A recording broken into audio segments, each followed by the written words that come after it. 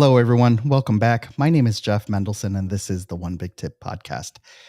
My guest today is Tonya Eberhart. Did I say that right? Yeah. Eberhart, but Eberhart. Eberhart is just fine. I'm not too picky. I'll just answer to whatever you say. You got it. So my guest today is Tonya Eberhart. She is the co-founder of BrandFace, a company that focuses slowly on branding and how to use it to grow your business. Tonya is a best-selling author, branding coach, public speaker, and host of the successful Be Bold branding podcast with clients around the globe. Messing things up today. With clients around the globe, Tonya and her partner, Michael, have inspired authors, podcasters, coaches, and entrepreneurs to become authorities in their field to outmarket and outsell their competition.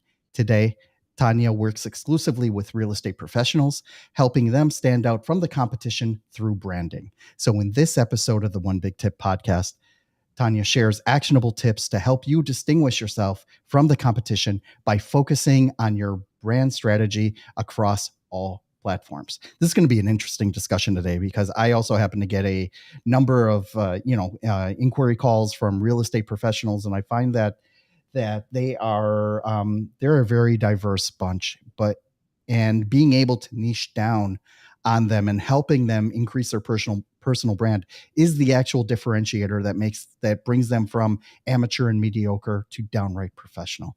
So this is going to be a great conversation today. Tonya, thank you so much for joining me and welcome to the show.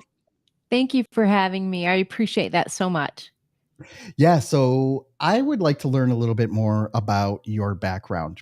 Basically, you have this excellent agency that really has a pretty narrow focus and does a lot of great things. So you're really out there, putting your content out on all these different channels. Tell us a little bit about who you are and what makes you so amazing. Well, first of all, thank you for that. I appreciate it. Second of all, okay, so my humble beginnings. I grew up in a really small town in North Georgia called Dawsonville. And it's known for really two things: making moonshine and the start of the stock car racing, which is now known as NASCAR today. So I grew up there, and part of my story is actually not quite so glamorous, but my family, I have a wonderful family, but there was a lot of alcoholism and addiction in my family on both sides as I was growing up. So I was exposed to a lot of that. And the reason I mentioned that is a couple of things, which I'll get to in just a little bit, but it really helped shape, who I am today and why I'm doing what I'm doing. So when I went off to college, I actually sold vacuum cleaners door to door to pay my way through college. That usually shocks people because not everybody does that. So that's really where I got my first taste of personal branding. I realized that I had to present myself a different way. I had to tell a story, tell people why I'm at their door trying to demonstrate a vacuum cleaner. I couldn't just say, hey, open your wallet and, buy this vacuum. Didn't quite work that way. So that was when I learned how I needed to present myself differently. Then while I was doing that, I was discovered by somebody in the radio industry, and they asked if I would apply for a sales job in radio. And I did that. And the next 18 years, I was in the media. But I think where I really learned the power of personal branding was when I first got into radio and I would go to these networking functions. I saw a lot of business owners that were almost like rock stars in the hometown that they were in. And the one thing I realized that they had in common is that they were the voice and the face of their own business. So they were in their newspaper ads, their television ads, their radio ads. They were on billboards. We didn't even have internet back then. This was like 1988 when I first started in radio. So when I noticed that, that's when I could really see how personal branding impacted a business. And so that's kind of, long story made short, where BrandFace came from is a compilation of those things. What's interesting about the niche that you're in, and not many people know this, but 1 out of every 8 citizens in the state of Florida where I live is a licensed real estate agent. right? Yes. And Yes. when you look at that number, it's just like, geez, everyone's a real estate agent. Yes, because they are, right? Because Yeah. everyone's got a real estate So agent, true. right? And when people are looking up, like agencies, to help them with their social media and all that, those are some of the things that I look for, right? They'll go and they'll get their license, and then they'll be like, oh geez, now I have to dominate social media, but I'm not on Facebook. I'm like, all right, great, call me when you are, right? Because Yeah. that really comes down to, like, I'm sorry, do you want me to be on your billboard for you? Like, do you want me to pose, with a picture with your toy dog, as we're driving down?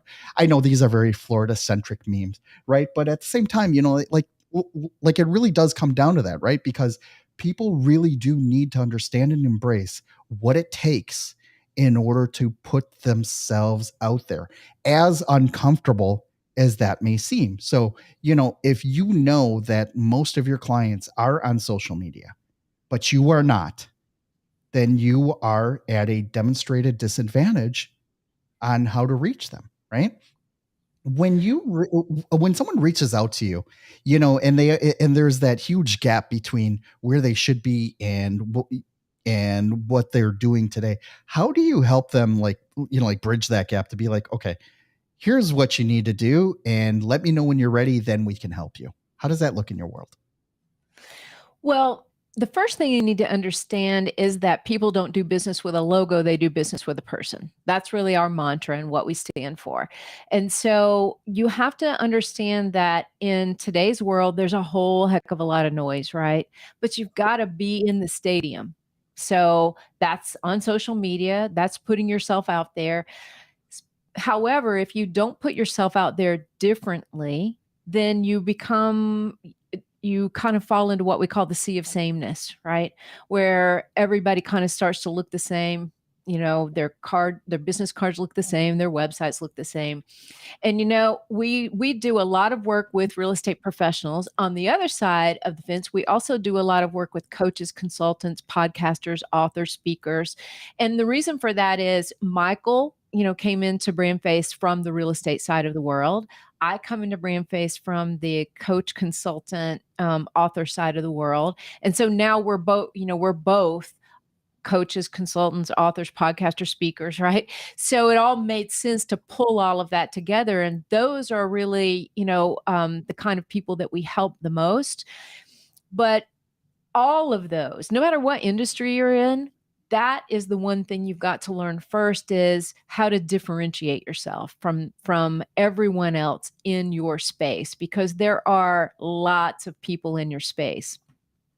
And the first thing that we start with, Jeff, is we start with asking 5 very important questions. And if you don't have the answers to these and you don't have the answers truly dialed in, you don't have a differentiating brand.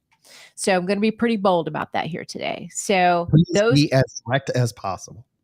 okay, so here are those 5 questions that if you've got time, guys, and you want to write this down, please write this down. But the 5 questions are: who do you serve? Exactly who do you serve? And I'm not talking about anybody who fogs a mirror or anybody who's looking to buy a house or a car or hire somebody for a speaking gig or any of those things.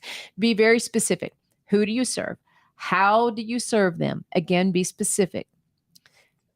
What qualifies you to serve them?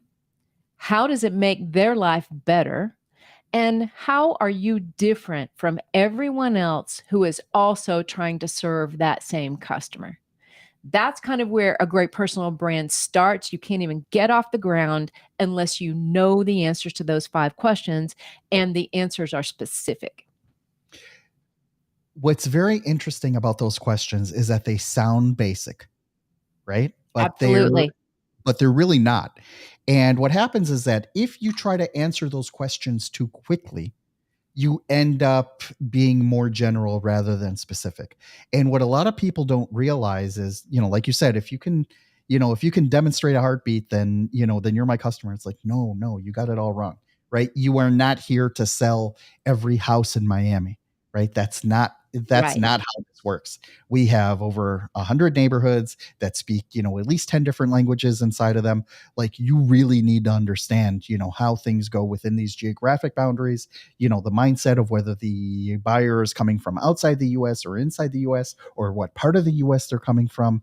And also, we have this mass migration of people just within the US that are looking to relocate, in different places. One of the things that I find interesting about this whole thing is, uh, how people try to answer this so quickly. And, like, at least for me, I get a little frustrated when they start demonstrating, like, oh, I'm really good at this, and I've been doing this for 20 years. But then you ask those questions like, oh, well, I sell real estate in Miami. It's like, no, no, you don't. Like, like, you gotta be selling, not only a specific type, but also, I firmly believe in this, and I want to know your take on it. Selling an experience, right? Because the experience of living, close to the beach is very different than the experience of living, in the suburbs, next to a mall, next to a freeway, what have you, right? When Once you get people to answer those questions, right? What are the next steps? Like, how do you get them to come to the realization that they are selling more than just a product, but they are selling, more of a personality and someone that they want to do business with? How does that look? Mhm. Well, the first thing we teach them is that it's not enough to be known for your profession. You've got to be known for being different in your profession.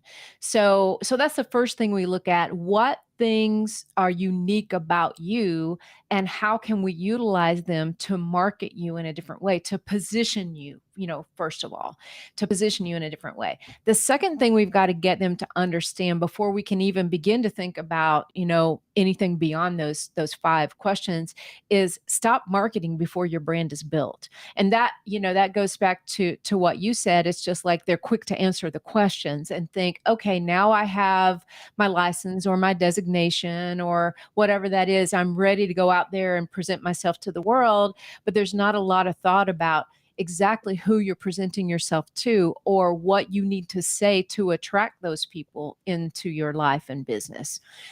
So the biggest mistake that people make, whether in any industry when it comes to their brand, is that they market before the brand is built. And I'm going to explain the difference between the two because, again, that might seem super simple, but a lot of times this opens people's eyes. So, marketing is really just utilizing different marketing vehicles to get a message and image out there to the world, right? You can use billboards, television ads, YouTube ads, Facebook ads, you name it. But your brand is the message and image that you put into those marketing vehicles to put out there. And that's where people kind of stop short. They don't spend a lot of time on finding the answers to all of those questions specifically. So we start there, and then once we look at those, then we can assess and step back for a minute and say, okay, here's who they're trying to reach. Here's some of the things that make them super unique. Now, how do we position them in that space? And one of the ways that we begin to position somebody is by giving them what we call a brand identifier. And that brand identifier, you might know it as a tagline or slogan. We just call it a brand identifier because we believe that's what it does. It identifies your brand, what you want people to know about you, how you want them to feel about you. And so, in two or three words, maybe four words, you're kind of positioned right from the get-go, right? People look at you, they see your logo or they see your brand identifier on, on your digital presence or your collateral presence, and they instantly think, that's interesting. Let me look farther. Sometimes all they need to see is that before they make a decision. It's like, I definitely want to talk to that person before I make a decision on which way I'm going to go. So that would probably be the next step once we get through those first couple of hurdles. What's interesting is that I used to binge read, when you go to when you go to the local supermarket, they have all of those real estate magazines, in the front lobby, right? So I used to take them, and just go and leaf through them, and I would, personally critique, what some of those were. So, first of all, from a digital marketing point of view, I'm very biased against those print publications, right? First of all, 90% of those properties that are in those publications are probably long gone, long sold. So what's the point of even doing it? But when I was looking at ways to increase my personal branding, I was like, let's see how other people were doing it, right? So I sort of based it on the real estate professionals model, and basically what I saw horrified me, right? Is that a lot of these people were spending a lot of money on these ads, because I know advertising in a print publication, in a Valpak, what have you, is not cheap, right? It is many thousands of dollars per month, in order to do it right. And then it takes you to a website that doesn't exist. They didn't set up their www versus non www redirects, right? It would go to these sites that are controlled by their broker, not by themselves. I would just look at this stuff and cringe, right? Because how, like, wait a second, dude, like, you just dropped $2,000 to be in this thing, yet you didn't even take the time to pimp out your web presence, right? How do you, like, how do those conversations, pan out when you're speaking with them, when you see that part of their overall branding, part of their overall collateral is simply not up to snuff, right? Like, how do you confront them about it? I would assume that a fair dose of honesty and, like, listen, buddy, you paid me to tell you that this is wrong, type thing. But Right. of course there is a tactful way to do it, right? How do some of those conversations come about, and how do you help people fix them?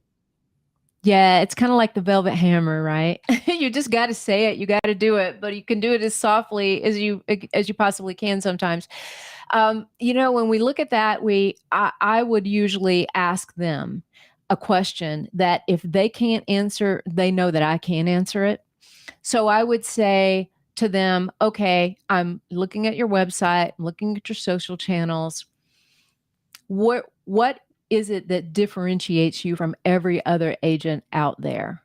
And what do you stand for? What's the one thing you stand for?" And if they can't answer it, I don't have to do anything else. I don't have to, be mean about it or anything like that. They already know that they don't have that dialed in. So that part's actually pretty easy. Most people that come to us, they already know they don't have it dialed in. They already know that they're relying on their brokerage brand, and putting that out there. But so is everybody else in your brokerage. And what's interesting is on the real estate side of things, NAR just did a study not very long ago, just probably a couple of months ago, that stated, and don't hold me to this number, but I think it was 80 something percent of people said they don't even care who their brokerage is. They're looking to do business with an individual agent. So they choose an individual agent over a brokerage, which doesn't surprise us at all. But that leads you to wonder, why are so many agents leaving their brand in the hands of their brokerage, right? Because the brokerage is not what differentiates you. What differentiates you are your own unique things. And that could be anything. It could be based on your experience, based on attributes, based on your customer type, based on your geographic area, the type of properties you are known for buying and selling. There are lots of different ways that you can brand yourself uniquely, and the brokerage is not going to do that for you. You hit on an interesting point, but I'd like to dig a little bit deeper, right? In that, someone who is selling residential real estate in a sought after suburb, right? There are at least 100 to 500 real estate agents doing the exact same thing in any upper middle class suburb that you choose across the United States. Okay.